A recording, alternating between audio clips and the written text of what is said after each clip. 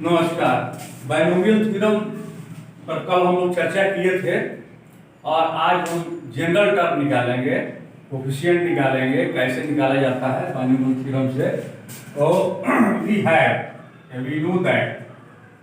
We know that a plus x power n is equal to nc0 a to the power n plus nc1 a to the power n minus 1x plus nc2 a to the power n minus 2x square and so on.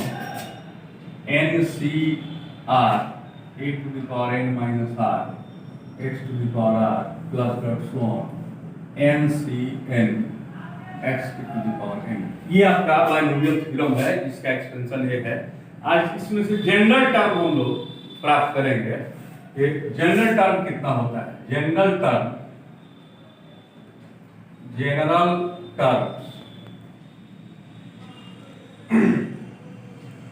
Of a plus x to the power n। General term कितना होता है? ये दिया हुआ है a plus X to the power n का expansion यहाँ दिया हुआ है। फर्स्ट टर्म हमारा हुआ first term is equal to nc0 a to the power n x to the power 0। Second term is equal to nc1 a to the power n minus 1 x to the power 1। Third term nc2 a to the power n minus 2 x to the power 2। Fourth term nc3 a to the power n minus 3 x power 3।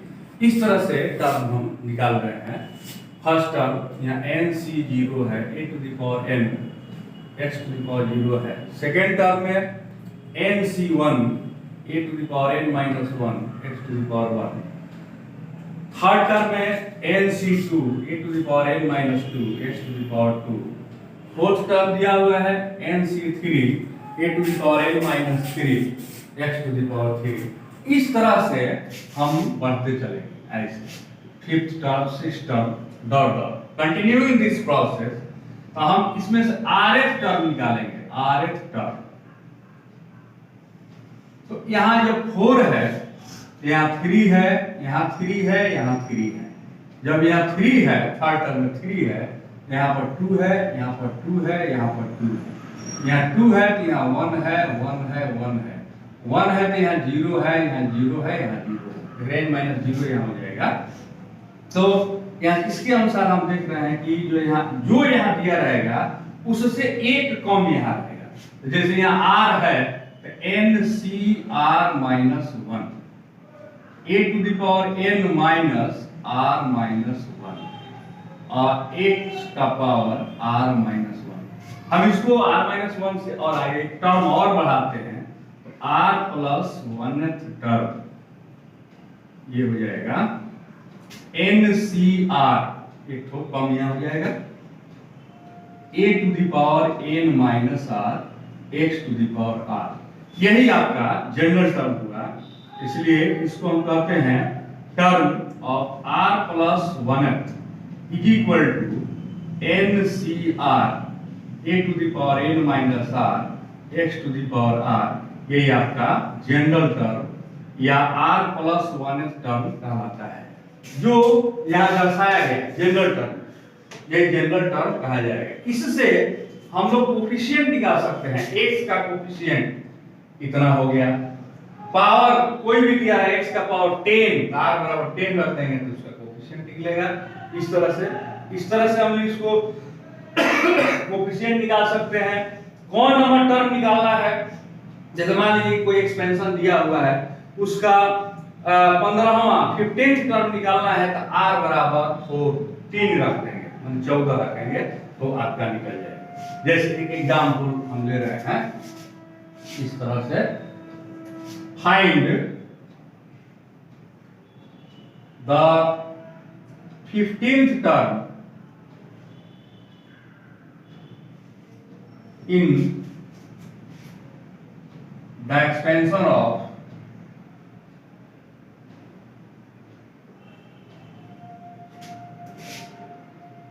2x plus 5/x का power 20, इसका 15वां term निकालना चाहते हैं।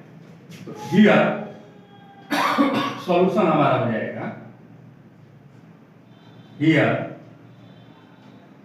a का मान 2x हो गया, x tends to 5/x और n का मान 20। हम 15th टर्म निकालना चाहते हैं, तो इसलिए 15th term is equal to 14 plus 1th term is equal to, अब ये जो है इस फॉर्मूला में हम रख देंगे r की जगह 14, यहाँ n की जगह पर 20 और a की जगह पर 2x, x की जगह पर 5/x, क्या हम लोग निकालेंगे। तो ये हो जाएगा mc माने 20c r माने 14, a माने 2x का पावर n माइनस r यानी कि 20 माइनस r मीन्स 14 और x मीन्स 5/x का पावर r 14, ऐसे हम निकाल दिया।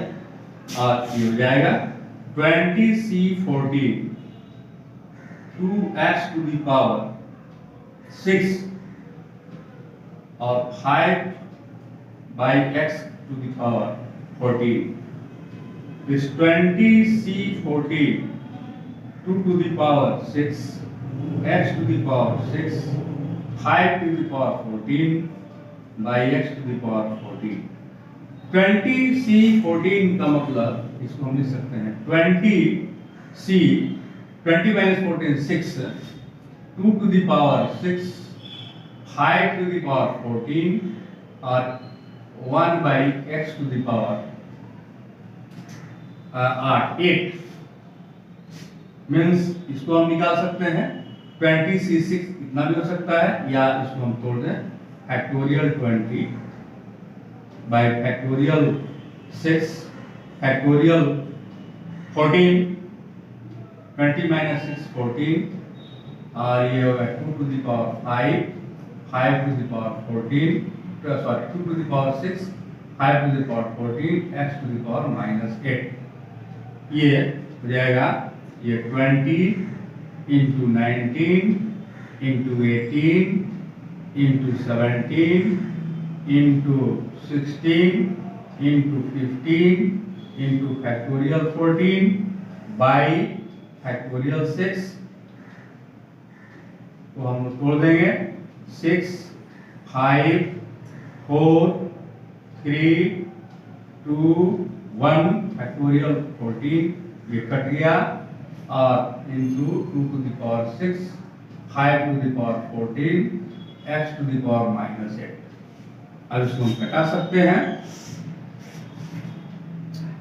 36 18 कट गया 5 4 का 20 ये कट गया 2 8 16 एक हो गया, तो ये हमारा 19 into 17 into 15 into 8 into 2 का power 6 into 5 to the power 14 to x to the power -8।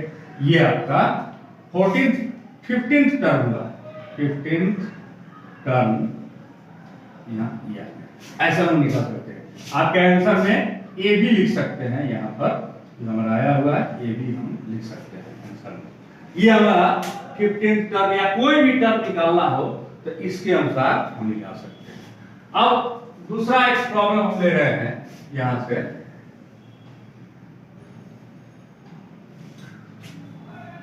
Coefficient निकालो, coefficient of find the coefficient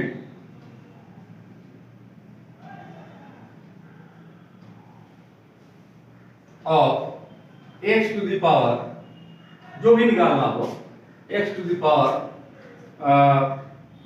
4 का निकालना चाहते हैं, या 5 का x टू द पावर 5 का निकालना चाहते हैं in 2x plus 5/x to the power 20। Coefficient निकालना, ये कोफिशिएंट निकालना x टू द पावर 5 का। यहां भी हम लेना चाहते हैं, आर मालूम नहीं है, यहां से हम लेना चाहते हैं here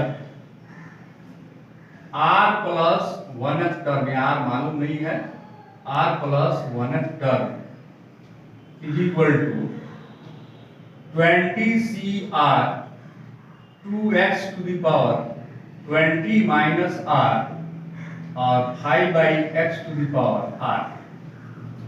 This is equal to 20CR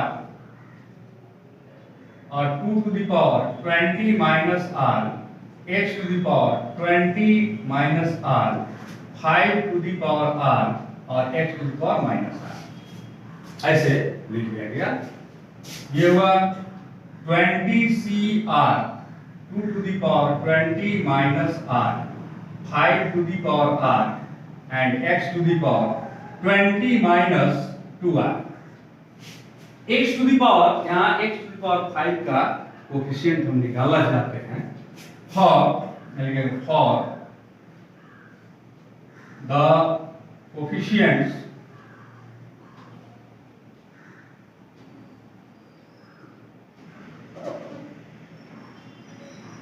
of x to the power 5, put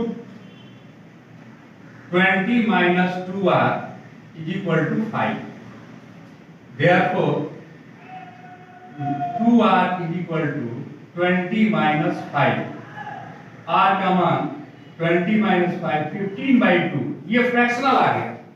15/2 ये फ्रैक्शनल आ गया. 7.5 फ्रैक्शन इसमें हो गया, फ्रैक्शनल, ये फ्रैक्शन में आ गया. तो r का मान फ्रैक्शन में आ जाए, r का मान निगेटिव आ जाए, तो हम कहेंगे कि इसमें ये टर्म एब्सेंट है. It shows that since r be a fraction or negative, then the coefficient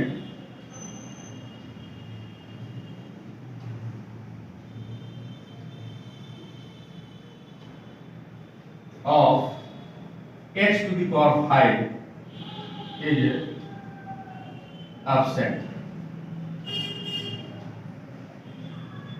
ये absent है, इसमें x to the power 5 नहीं आया. अगर इसी के जगह पर अगर r का मान x का पावर 4 हो, कोई पॉजिटिव अगर 4 हो तो निकल जाएगा. If we find if for the coefficient